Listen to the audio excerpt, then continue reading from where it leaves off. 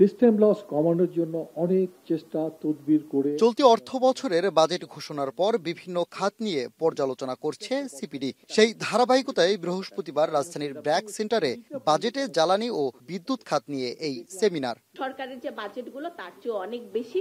সেমিনারে মূল প্রবন্ধে সিপিডির গবেষণা সহযোগী হেলেন মাসিয়াত প্রিয়তি বলেন, সরকার শূন্য কার্বন নীতির কথা বললেও এই বাজেটে তার কোনো প্রতিফলন দেখা যায়নি। একই সাথে দেশের অভ্যন্তরে গ্যাস অনুসন্ধানে গুরুত্ব না দিয়ে এলএনজি নির্ভরই থেকে যাচ্ছে সরকার।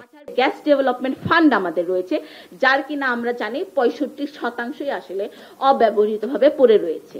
সেই ফান্ডকে ব্যবহার করে আমরা গ্যাস কূপ খনন করার কথা চিন্তা করতে পারি। আমরা বাইরে থেকে যতটা সংকট উপলব্ধি করি, ভিতরে কিন্তু সংকটটি আরো গভীরতর।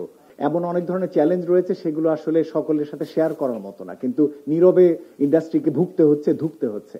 সুতরাং এই জায়গা থেকে আমাদের সমাধানে যেতে হবে। বিশেষজ্ঞরা বলেন, বাজেটে শূন্য কার্বন নীতির কোনো প্রতিফলন দেখা যায়নি। আমদানি নির্ভর না হয়ে নিজেদের গ্যাস অনুসন্ধানের উপর জোর দেন বক্তারা। ইন্টারিম গভর্নমেন্টের চিফ প্রফেসর ইউনূস সাহেব, যিনি 3 জিরোর কথা বারবার বলে আসছেন, তার একটা জিরো হচ্ছে জিরো কার্বন। তো অ্যাটলিস্ট পাওয়ার এবং এনার্জি সেক্টর যেহেতু সবচেয়ে বেশি কার্বন এমিট করে, সুতরাং জিরো কার্বনে যাওয়ার কথাবার্তাগুলো অন্তত কিছুটা রিফ্লেকশন থাকা এখানে উচিত ছিল। সেমিনারে অংশ নিয়ে ব্যবসায়ী নেতারা বলেন, জ্বালানি সংকটের মধ্যে এ বিষয়ে ভালো দিক নির্দেশনা নেই এই বাজেটে, যা গভীর সংকট হতে পারে উদ্যোক্তা ও ব্যবসায়ীদের। টেক্সটাইল ইন্ডাস্ট্রিগুলোতে ক্যাপটিভ পাওয়ার এবং uninterrupted electricity and other power is very important.